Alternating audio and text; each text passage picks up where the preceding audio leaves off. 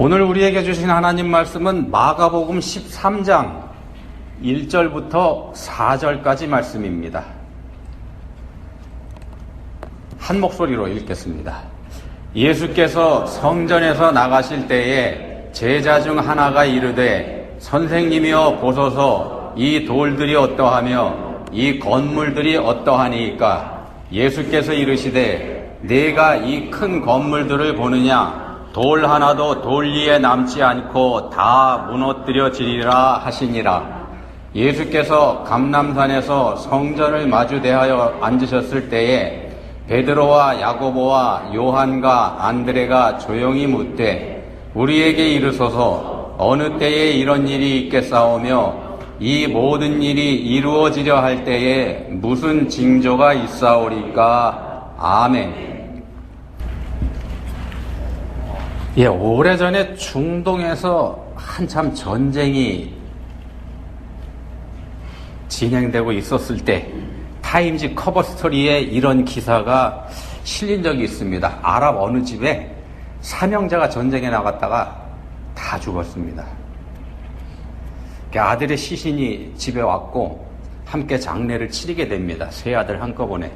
기자가 아들 셋을 한꺼번에 잃은 어머니에게 질문을 합니다. 얼마나 마음이 아프신가요? 얼마나 괴로우십니까? 아들 셋이 한꺼번에 죽었습니다. 여러분 같으시면 이 질문에 뭐라고 대답을 하시겠습니까? 우리 같으면 대답조차도 아마 못할 것 같지 않습니까? 자, 이 질문을 받으니 어머니가 질문을 듣고 정색을 합니다. 그리고 옆에 서 있던 아들의 머리를 어루만지면서 14살 된 아들입니다. 이 14살 된 아들의 머리를 어루만지면서 이렇게 말합니다. 얘가 빨리 커야 싸우러 갈 수 있는데. 복수하겠다는 뜻이죠. 자, 이 14살짜리 아들의 삶은 그 후에 어떻게 됐을까요? 우리가 살고 있는 이 세상은 어디를 향해서 가고 있는 걸까요? 오늘 말씀에 성전이 등장합니다. 성전. 예수님을 상징하죠. 예루살렘 도시 안에 있는 성전. 예루살렘은 하나님의 백성들의 도성이지 않습니까? 그 성전. 우리 가운데 임하여 계신 하나님, 우리와 같은 인간으로 오셔서 우리와 함께 하시는 예수님, 우리 주님을 상징하는 건물입니다. 모세시대 광야의 회막이 그 시작이죠. 그 회막은 하나님께서 하나하나 일일이 다 모세에게 가르쳐 주셨습니다. 이렇게 만들어라. 크기는 이렇게 만들어라. 하나님께서 설계하신 거죠. 성막의 설계자 하나님이십니다. 그리고 모든 게 하나님으로부터 비롯된 겁니다. 그 성전이 예수님을 상징하는 그런 역할을 합니다. 예루살렘 안에, 도시 안에 있는 성전, 백성들 가운데 임하여 계신 하나님의 임재를 상징합니다. 요한복음 2장 19절부터 21절에서 이렇게 말씀합니다. 요한복음 2장입니다. 예수께서 대답하여 이르시되 너희가 이 성전을 헐라 내가 사흘 동안에 일으키리라. 유대인들이 이르되 이 성전은 46년 동안에 지었거늘 내가 3일 동안에 일으키겠느냐 하더라. 그러나 예수는 성전된 자기 육체를 가리켜 말씀하신 것이라. 예수님 말씀하십니다. 너희가 이 성전을 헐라 내가 사흘 동안에 일으키리라. 사람들이 예수님을 십자가에 못 박아 죽일 것에 대한 예언적인 말씀이죠. 예언적인 말씀이면서 사흘째 되는 날, 3일 되는 날에 죽음을 이기고 부활하실 것, 이걸 말씀하신 거이기도 합니다. 물론 예수님께서 이 말씀을 하실 때 이 말을 알아들은 사람은 하나도 없었습니다. 아무도 알아듣지 못했습니다. 오늘 본문 말씀이 마가복음 13장입니다. 마가복음 13장의 별명이 소묵시록입니다. 소묵시록. 작은 계시록 이렇게 해도 될 것 같습니다. 예수님께서 예루살렘 성전이 무너지는 심판에 대해서 말씀하죠. 오늘 이 말씀 한번 생각해 보겠습니다. 예루살렘 성전, 예수님을 상징하는 그 성전이 무너지는 심판에 관한 말씀. 방금 말씀드렸던 요한복음 2장에서 그런 말씀이 있었죠. 이 성전은 46년 동안에 지었다. 예수님께서 활동하실 당시에도 이 성전은 여전히 공사 중이었습니다. 공사가 언제 시작됐냐 하면은 주전 예수님께서 오시기 전, 진짜 날짜는 아닙니다만 아무튼 주전 19년, 20년경에 시작을 했습니다. 헤롯 대왕이라는 사람이 공사를 시작했고요. 이 헤롯이 누구냐 하면 아기 예수님을 죽이려고 했었던 바로 그 우리가 아는 헤롯입니다. 이 헤롯, 우리가 아는 대로 정통 유대인이 아니죠. 이두메 사람입니다. 그러니까 야곱의 쌍둥이 형인 에서의 후손입니다. 이렇게 되니까 유대인들은 자기네하고 같은 혈통이 아니다 이렇게 해서 자기들 왕으로 인정하지 않았죠. 그런 까닭에 유대인의 왕 노릇하고 있는 이 헤롯, 백성들의 환심을 사기 위해서 대대적으로 성전을 증축합니다. 성전 증축 공사랍니다. 근데 말이 증축이죠. 그 규모가 어마어마해서 사실은 신축에 가깝습니다. 얼마나 큰 규모냐면은 당시 예루살렘 도시 전체에 학자들에 따라 좀 차이가 있는데 어떤 학자들은 도시 전체의 6분의 1 규모다. 어떤 학자들은 4분의 1 규모다. 그러니까 도시 전체의 4분의 1을 성전으로 만드는 겁니다. 그 규모가 얼마나 대단했겠습니까? 그러니까 새로 짓는 것과 다실 바 없다는 겁니다. 중축이라기보다는 신축에 해당되는 그런 공사랍니다. 근데 예루살렘이라는 이 도시가 산 위에 있는 도시입니다. 산 위에. 땅이 고르지 않죠. 그러니까 공사가 난공사일 수밖에 없습니다. 기반을 다지려고 하면은요, 기반을 다지는 것보다는 산을 깎고 평지를 고르고 이렇게 하더라도 안 되니까 돌을 깔고 돌을 쌓고 이렇게 합니다. 여기에 들어가는 돌의 크기가 얼마나 크냐 하면은요, 여러분들 쉽게 이해하시도록 말씀을 드리면 바깥에 나가면 화물차 많이 다니지 않습니까? 트레일러 달고 다니는 기다란 화물차. 돌 하나가 그만합니다. 대충. 그보다 큰 것도 있고. 자, 그런 엄청나게 큰 돌덩어리들이 여기에 사용됐다는 겁니다. 그런 돌들 가지고는 건물을 짓는 것도 어렵지만은요, 그런 돌로 지어진 건물을 무너뜨리는 일도 쉬운 거 아닙니다. 그렇게 지은 건물이 무너질 리가 없죠. 근데 주후 70년에 본문의 말씀이 문자 그대로 실현이 됩니다. 예수님께서 돌 하나도 돌 위에 남지 않을 거다. 이렇게 말씀하신 그 일이 문자 그대로 이루어집니다. 주전 20년경에 시작됐던 이 공사가 끝난 게 주후 63년경입니다. 80년 넘게 공사를 했죠. 63년에 끝난 이 공사가 불과 7년이 지났을 때 70년도에 무너져 버립니다. 티투스가 이끄는 로마 군대가 로마에 저항하는 나라가 어떻게 되는지 보여주기 위해서 예루살렘 도시와 예루살렘 성전을 철저하게 파괴시켜버립니다. 흔적이 안 남게. 딱 한 군데만 남겨놓죠. 성전의 뒤쪽에 해당되는 서쪽 벽의 일부만 남겨놓습니다. 표시 겸 경고의 뜻으로.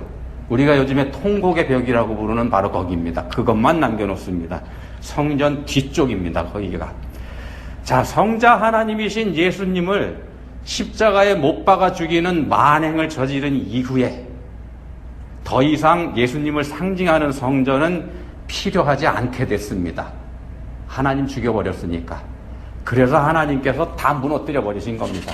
사람들이 성전을 무너뜨렸지만 하나님께서 내버려 두시니까 사람들이 그런 짓을 합니다. 자, 그리고 2000년이 지난 지금까지도 성전은 재건되지 않았습니다. 왜 재건되지 않았나? 다시 설 필요가 없으니까. 제가 믿기로는 앞으로 다시 성전이 세워지지 않을 겁니다.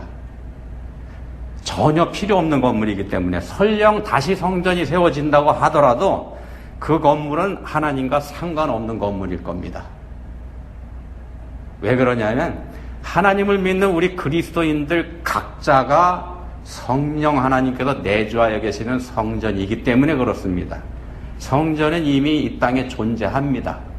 우리 그리스도인들 안에 성령 하나님께서 내주하여 계시기 때문에 우리 각자의 몸이 거룩한 성전이 돼 있습니다. 따라서 눈에 보이는 건물 성전은 앞으로 더 필요하지 않습니다. 그래서 우리가 우리 몸을 더럽히는 삶, 우리 몸을 더럽게 하는 삶은 하나님의 성전을 더럽히는 행위가 됩니다. 성령께서 내주하여 계시는 우리 몸을 더럽히는 것, 성전을 더럽히는 행위입니다. 우리가 하나님의 성전을 더럽힌다. 그러면 하나님께서 어떻게 하실까요? 2000년 전 예루살렘에 있던 성전을 다 무너뜨려 버리셨지 않습니까? 흔적조차 없게 만들어 버리셨습니다. 근데 성령께서 내주하여 계시는 성전된 우리 몸을 더럽게 하면 하나님께서 우리에게도 손을 쓰실 수 있다는 겁니다. 본문 1절 말씀이 이렇게 시작을 합니다. 예수께서 성전에서 나가실 때에, 예수께서 성전에서 나가실 때에. 아무 뜻이 없는 말씀인 것 같은데 굉장히 중요한 말씀입니다. 예수께서 성전에서 나가실 때에. 이 날이 고난주간의 화요일이나 수요일에 해당되는 날입니다. 고난주간입니다. 금요일날 예수님께서 돌아가시죠? 십자가에 달려 돌아가시기 이틀 전, 사흘 전, 요때라는 말씀입니다. 예수님께서는 본문 1절에서 성전에서 나가시고 난 이후에 다시는 성전에 돌아가지 않으셨습니다. 마지막입니다. 성전을 떠나버리시는 겁니다. 성전을 나가신 예수님께서 성전이 내려다 보이는 감람산에 앉아서 제자들에게 심판에 대한 말씀을 하시는 것, 이게 마가복음 13장, 소묵시록이라고 별명이 붙은 마가복음 13장의 기사입니다. 의미심장할 수밖에 없지 않습니까? 자, 제자들이 여쭙니다. 본문 4절 말씀입니다. 우리에게 이르소서 어느 때에 이런 일이 있겠사오며 이 모든 일이 이루어지려 할 때에 무슨 징조가 있사오리까? 어느 때에 무슨 징조? 가장 궁금한 걸 제자들이 여쭙고 있죠. 우리도 궁금한 겁니다. 그 때와 징조에 대한 거. 어느 때인지, 그리고 무슨 징조가 있을지. 때와 징조를 알면은 그때쯤 가서 준비하면 되니까. 정확한 때를 미리 안다면은요, 실컷 방탕하면서 살다가 때에 맞춰서 준비하면 된다. 이런 얄팍한 생각이 우리 마음에 있지 않습니까? 그래서 우리가 궁금합니다. 때와 징조가 언제고 무엇인지. 예수님께서 뭐라고 대답하셨습니까? 예, 그 때가 언젠지는 예수님도 모른다고 하셨죠. 전적으로 아버지 뜻에 달려있기 때문이다. 아버지만 아신다. 이런 말씀하셨습니다. 자, 예수님도 성자 하나님이십니다. 전지하신 하나님이십니다. 전지하신, 모르는 게 없는 그런 하나님이신데 어떻게 모른다는 말씀을 하실 수 있을까? 어떻게 모르실 수가 있을까? 우리가 이렇게 의심합니다만 무슨 뜻인가 하면은 때를 결정할 권한은 아버지 하나님께 있다. 성부 하나님께 있다. 이런 뜻입니다. 예를 들어 설명드리면 이런 겁니다. 예가 적절할지 모르겠는데 아빠가 어린애들을 데리고 놀러 나가기로 했습니다. 오늘 나갈 겁니다. 오늘 나가는데 애들은 기대가 부풀어 있겠죠. 근데 오늘 나가긴 하는데 몇 시에 나갈지는 애들이 모릅니다. 아빠한테 달렸죠. 아이들도 알긴 압니다. 오늘 놀러 나간다는 거. 아빠하고 같이. 그렇지만 정확한 출발 시간은 누구한테 달려있냐? 자동차 키를 가지고 있는 아빠한테 달려있다는 겁니다. 얘가 적절할지 모르겠어요. 그런 겁니다. 예수님께서도 알긴 아시지만 그거 아버지께서 결정하실 일이다. 그런 의미에서 모른다고 하신 겁니다. 그럼에도 징조를 읽을 수는 있죠. 징조를 읽을 수는 있습니다. 실제로요, 70년도에 예루살렘과 성전이 완전히 무너지는 그런 심판을 당할 때 예루살렘 초대교회는 예수님께서 가르쳐 주신 그 징조에 의지해서 그 말씀 믿고 미리 피신을 합니다. 예루살렘에 있던 기독교인들은 그때 해를 입지 않았습니다. 믿은 사람들은 환난을 피했고 살아남았지만 그 말을 믿지 않고 조롱했던 사람들은 로마 군대에 의해서 심판을 면치 못했다는 겁니다. 역사 기록에 나와 있습니다. 다 죽었습니다. 그 사람들은요. 마지막 심판 때에도 똑같은 일이 반복될 겁니다. 믿은 사람들은 구원을 받지만 믿지 않는 사람들은 심판에 넘겨질 겁니다.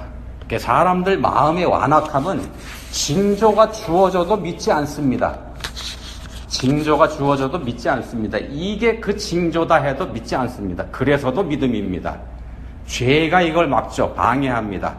징조를 읽으면 때를 분별할 수 있지만 그런 지혜를 죄가 가로막습니다. 그러면서도 자기가 지혜롭다, 이렇게 착각하고서 하는 게 우리 인생들입니다. 사람들은, 예루살렘 사람들은요, 하나님이 임재하여 계신 예루살렘 성전이, 그것도 어마어마한 돌덩어리로 지은 그 엄청난 건물이 완전히 무너질 것이라고는 상상도 하지 못했더랬습니다. 그것들이 고작 돌덩어리에 불과하다는 사실을 간과했기 때문입니다. 본문 1절에 보시면은요, 1절에 제자가 질문하지 않습니까? 이 제자의 질문 내용 중에 보시면 이런 표현이 있습니다. 이 돌들이 어떠하며, 이 돌들이 어떠하며. 이렇게 돌의 크기를 자랑하는 그런 말입니다. 그렇지만 그 말에 이미 그게 그냥 돌덩어리에 불과하다, 이런 의미가 포함되어 있는데, 질문을 하고 있는 제자조차 그 뜻을 파악하지 못하고 있는 겁니다.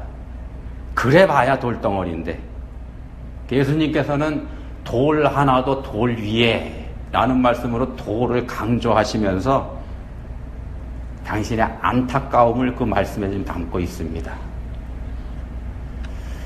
자, 그 대단하고 엄청난 성전이 왜 이런 운명을 맞았을까요? 왜 완전히 무너졌을까? 예수님께서는 왜 당신을 상징하는 성전을 떠나셨고 그 성전을 버리신 걸까? 예, 우리 인간들의 완악함 때문이죠. 우리의 죄 때문입니다. 우리의 완악함, 우리의 죄가 예수님을 몰아낸 겁니다. 거기서 성전에서 예수님을 쫓아냈습니다. 성전의 주인이신 예수님은 몰아내버리고 사람들이 자기들이 주인 행세를 하기 때문에 예수님은 떠나버리신 겁니다. 버리고 가실 수밖에 없었다는 겁니다. 성령께서 내주하여 계시기 때문에 성전된 우리 그리스도인의 육신에 우리가 주인 행사를 하면은 우리에게서 무슨 일이 일어날지 우리가 미루어 짐작할 수 있지 않겠습니까? 예수께서 성전에서 나가버리시는 것처럼 성령께서도 우리에게서 떠나버리지 않으신다, 고 장담할 수 있겠습니까? 자, 그러면은 어떤 때 그렇게 될까? 우리가 무슨 짓을 하면은 그런 일이 벌어질까요? 성령 하나님께서 우리에게 떠나버리시는 일. 본문 바로 앞에 보시면은요, 본문이 13장 1절부터 시작합니다만 12장 마지막 부분에 장은 편의상 나눠놓은 거지 원래는 장 부분이 없습니다. 본문 바로 앞에 뭐가 있는가 하면은 과부의 두 랩돈 이야기가 있습니다. 본문 말씀은 그 과부 이야기하고 연결되어 있는 말씀이라는 겁니다. 예수님께서 사람들이 헌금함에 돈 넣는 모습을 지켜보고 계셨습니다. 성전에서. 당시 예루살렘 성전에는요, 나팔이라고 이름이 붙은, 나팔이라고 불리는 헌금함이 13개가 있었다 그럽니다. 목적에 따라서 다른 함에 집어넣는다 그럽니다. 나팔이라는 이름이 붙은 이유는 금속으로다가 입구를 나팔처럼 이렇게 벌려놨기 때문에 그렇게 별명이 붙었다 그럽니다. 여기에다 돈을 쏟아 넣습니다. 당시 돈은 지폐가 아니죠. 동전입니다. 쏟아 부으면은 소리가 납니다. 많이 쏟아 부을수록 요라는 소리가 납니다. 그래서 부자들이 자기를 과시하고 자랑하는 자리가 바로 거기입니다. 예수님께서 그걸 보고 지켜보고 계셨던 겁니다. 근데 한 과부가 나타나서 두 랩돈을 거기에 넣습니다. 동전 2입. 얼마나 초라했을까요? 사람들이 조롱했을 겁니다. 실제로 이스라엘 사람들의 기록에 그런 얘기가 있습니다. 저 따위로 헌금을 하니까 복을 받지 못하고 그 지경으로 살지. 그렇지만 예수님 말씀하십니다. 모든 사람보다 많이 넣었도다. 모든 사람보다 많이 넣었도다. 그 가난한 중에서 생활비 전부를 넣었느니라. 가진 것 전부 다 넣었으니까 가장 많이 넣은 거지 않습니까? 전 재산 넣었습니다. 자, 그래서 우리가 생각합니다. 가진 것 전부를 드릴 만큼 대단한 믿음을 가진 여인이고 그걸 성자 하나님께서 성자 하나님이신 예수님께서 아셨으니까 이 여인은 복받을 게 틀림없다. 그래서 우리도 생각을 하죠. 우리도 말을 합니다. 그래서 우리도 복을 받으려면 아낌없이 헌금해야 된다. 전 재산을 다 바칠 만한 믿음이 있어야 된다. 근데 한번 생각해 보십시오, 여러분. 우리 중에서 그만한 믿음, 그렇게 할 수 있는 사람이 있나요? 물론 없기 때문에 이 여인이 그런 차원에서 보면 더 높게 칭송을 받습니다만, 이 여인은 왜 이런 무모한 일을 했을까? 그냥 믿음이 대단했기 때문에 이랬을까요? 우리가 쉽게 생각하는 것처럼. 바로 이날이요. 바로 이날 무슨 일이 있었는가 하면은요. 예수님께서 성전에 들어가셔서 성전 청소를 하셨습니다. 마지막 들어가신 날이죠. 앞에서 말씀드린 것처럼 다시는 안 돌아가셨으니까 성전 청소를 하셨습니다. 마가복음 11장 15절에서 그렇게 말씀하죠. 성전 안에서 매매하는 자들을 내쫓으시며 돈 바꾸는 자들의 상과 비둘기 파는 자들의 의자를 둘러 엎어버리셨죠. 15절에서 이렇게 말씀하고 17절에 보시면 이런 말씀을 합니다. 이에 가르쳐 이르시되 기록된 바 내 집은 만민이 기도하는 집이라 칭함을 받으리라고 하지 아니하였느냐. 너희는 강도의 소굴을 만들었도다. 너희는 강도의 소굴을 만들었도다. 예수님께서 예루살렘 성전을 가리켜서 강도의 소굴 이라고 선언하십니다. 그리고 그 강도의 소굴 앞에 나팔이라고 별명이 붙은 헌금함이 있습니다. 그럼 생각해 보십시오. 그 헌금은 누구한테 하는 건가요? 누구한테 가는 돈입니까? 예수님께서 보시기에는요, 이거 강도가 뺏어가는 돈입니다. 강도의 소굴에 있는 강도가. 무슨 말씀 드리는 건가 하면은요, 예수님은 과부가 전 재산을 헌금한 그 믿음 보시고 칭찬하신 거 아니라는 말씀입니다. 전 재산을 헌금한 과부를 칭찬하시는 그거 아니라는 겁니다. 그 없는 살림을 전부 다 바쳐야 할 수밖에 없는, 전부 다 바쳐야 할 수밖에 없는 힘없고 가난한 과부의 딱한 처지를 보시고 안타까워서 하시는 말씀입니다. 내가 진실로 너희에게 이르노니 이 가난한 과부는 헌금함에 넣는 모든 사람보다 많이 넣었도다. 쉽게 말씀드리면요, 완전히 털렸다. 이 말씀입니다. 완전히 털렸다. 성전이 어마어마하다고 말씀드렸습니다. 어마어마합니다. 근데 그 어마어마한 성전 건물 전체를요, 금으로 뒤덮다시피 했습니다. 생각만 해도 엄청나지 않습니까? 생각해 보십시오. 돈이 얼마나 들어갔을까? 그 돈이 어디서 나왔을까요? 달랑 2렙돈. 2렙돈이면 학자들의 분석에 의하면 한 끼 식사에 해당이 된다 그럽니다. 그게 전 재산입니다. 그 바치고 나면은 이따 먹을 끼니도 없는 사람입니다. 달랑 2렙돈 전 재산까지 바치지 않고서는 견딜 수 없도록 압박한 강도들을 향한 예수님의 분노가 담겨 있는 말씀이라는 겁니다. 이 과부 이야기가 마가복음 12장 41절로 44절까지 말씀인데요. 41절부터 말씀이 있는데 그 바로 앞에 38절부터 40절까지는 무슨 말씀이 있는가 하면은요, 이렇게 말씀을 합니다. 마가복음 12장 38절부터 40절. 긴 옷을 입고 다니는 것과 시장에서 문안받는 것과 회당의 높은 자리와 잔치의 윗자리를 원하는 서기관들을 삼가라. 그들은 과부의 가산을 삼키며 외식으로 길게 기도하는 자니 그 받는 판결이 더욱 중하리라. 여기서 말씀하지 않습니까? 과부의 가산을 삼키며, 그리고 이어서 나오는 말씀이 가난한 과부가 등장하는 이야기입니다. 그러고 나서 예수님은 그 강도의 소굴에서 떠나버리시고 다시는 돌아가지 않으셨습니다.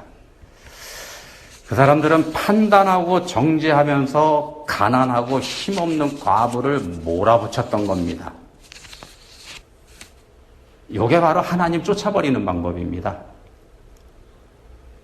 우리에게서 하나님 쫓아버리는 방법. 이렇게 하면 하나님 가버리십니다.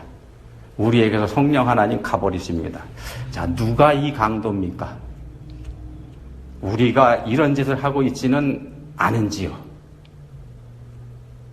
우린 그리스도인들입니다. 그리스도인은 하나님의 은혜와 사랑을 입은 사람들이죠.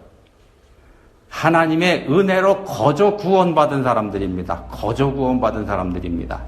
사랑하시는 은혜로 주신 선물, 은혜로 주신 선물인 믿음으로 거저 구원받았습니다. 근데 그 구원이 우리의 계급장이 되고 있지는 않은지, 우리가 구원이라고 하는 계급장을 달고서 다른 사람을 바라보고 판단하고 있지는 않은지, 난 구원받았는데 너는 뭐냐?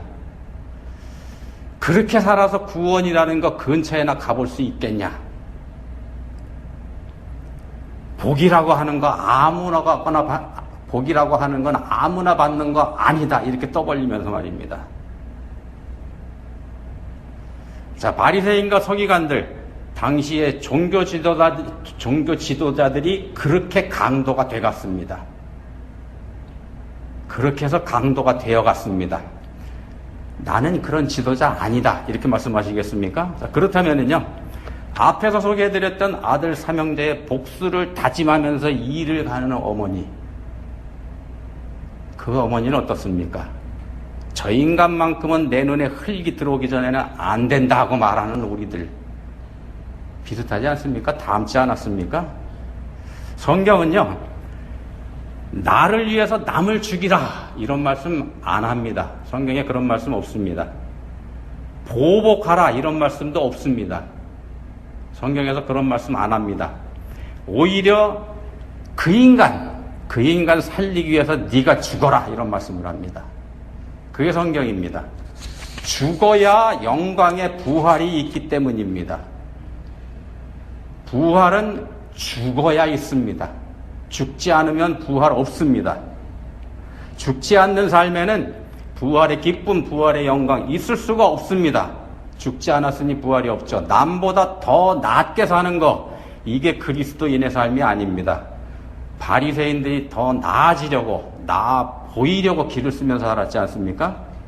그런 삶을 하나님께서 저주하셨습니다. 우리는 어떻게 살아야 되는가?